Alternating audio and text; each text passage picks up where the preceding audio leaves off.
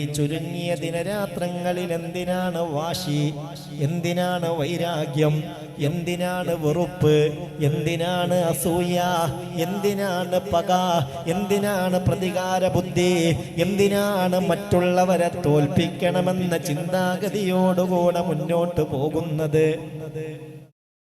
ഈ ദുരന്ത ഭൂമിയിൽ സൈനികർക്കിടയിൽ നിന്ന് സന്നദ്ധ പ്രവർത്തകർ രക്ഷാപ്രവർത്തനങ്ങൾ നടത്തിക്കൊണ്ടിരിക്കവേ തകർന്നടിഞ്ഞ ഒരു വീട്ടിനുള്ളിലെ അൾമറയും തകർന്ന് തരിപ്പണമായിരിക്കുന്നു. അതിൻ്റെ ഷെൽഫിൻ്റെ ഉള്ളിൽ നിന്ന് ഒരു ലെറ്റർ കിട്ടി, ഒരു കടലാസ്, ഒരു എഴുത്ത്. ആ എഴുത്ത് വായിച്ചു നോക്കിയാൽ മനസ്സിലാകും അതൊരു പരാതി കടലാസാണ്. പരാതി തഹസിൽദാർക്ക് നൽകിയ പരാതിയുമായി ബന്ധപ്പെട്ട് ചില കേസിന്റെ ചില രേഖകളാണ്, ചില എഴുത്തുകളാണ്. ഒരു വഴിതർക്കമായിരുന്നു വിഷയം. ആ വഴിയിൽ വേലിക്കല്ല് തന്റെ തോട്ടത്തിലേക്ക് കയറ്റിയിട്ടതുമായി ബന്ധപ്പെട്ട ഒരു കേസുമായി ബന്ധപ്പെട്ട ഒരു കടലാസ്. അയൽവാസിക്കെതിരെയുള്ള പരാതിയുടെ കടലാസാണിത്. ആ പരാതി കടലാസ് മാത്രം ബാക്കിയായി. പരാതി കൊടുത്തവരിന്നില്ല. ആർക്കെതിരെയാണോ പരാതി അവരുമില്ല. ആ സ്ഥലം തന്നെ മൊത്തത്തിൽ ആകെ ഒരു മൈതാനം പോലെയായി മാറി. ഒരു മഴയുണ്ടാകുമ്പോഴത്തേക്ക് എൻ്റെ ഭൂമിയിലേക്ക് വെള്ളം വന്നു. എൻ്റെ മുറ്റത്തേക്ക് നിങ്ങളുടെ തോട്ടത്തിൽ നിന്ന് വെള്ളം വന്നു. ആ പ്രശ്നങ്ങൾ പറഞ്ഞ് തമ്മിൽ തർക്കമായി, കേസായി, കുലുമാലായി മിണ്ടാതെ നടക്കുന്ന മനുഷ്യരില്ലേ?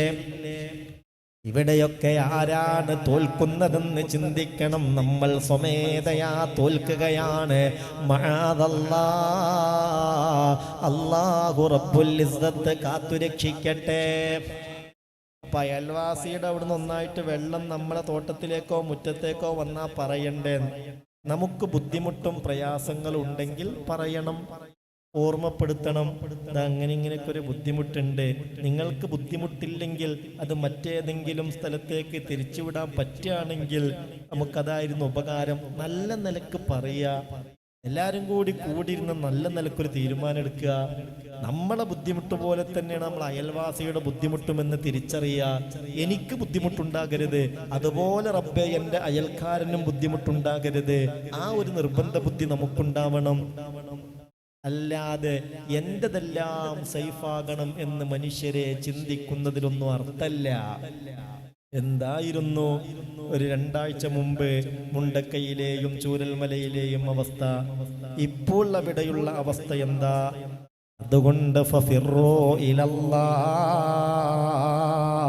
അല്ലാഹുവിന്റെ യഥാർത്ഥ അടിമകളായി റബ്ബിനെ തൃപ്തിപ്പെടുത്താൻ പരിശ്രമിക്കുക. അതിനാവശ്യമായ സാമൂഹ്യ ബന്ധങ്ങൾക്ക്, വ്യക്തിബന്ധങ്ങൾക്ക് വില കൽപ്പിക്കുക.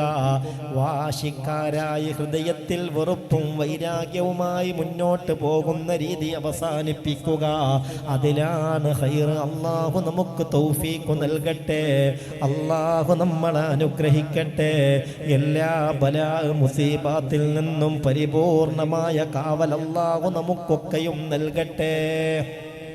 ഏതായാലും ആ മരണപ്പെട്ട പലർക്ക് വേണ്ടിയും ബന്ധുക്കൾ എന്ന് പറഞ്ഞ് കാര്യമായി ഒന്നും ചെയ്യാൻ ആരുമില്ല. പ്രത്യേകിച്ച് തിരിച്ചറിയാത്ത മയ്യത്ത്. അവർ മുഅ്മിനീങ്ങൾ പലരുണ്ടാവും. ഒരു യാസീൻ അവർക്ക് വേണ്ടി ഓതാൻ ആരാണുള്ളത്? ഒരു മൗലീദ് അവർക്ക് വേണ്ടി ഓതാൻ ആരാ ഉള്ളത്? മനസ്സറിഞ്ഞവർക്ക് വേണ്ടി ദുആ ചെയ്യാൻ ആരാ ഉള്ളത്? അപ്പൊ അവരൊക്കെ നമ്മളെ സഹോദരീ സഹോദരന്മാരല്ലേ? അവർക്ക് വേണ്ടി നമ്മളൊരു മൗലീദ് പാരായണം ചെയ്യാണ്. എല്ലാവരും സജീവമായിട്ട് അതിലൊന്ന് പങ്കെടുക്കുക. അള്ളാഹു കബൂലാക്കട്ടെ.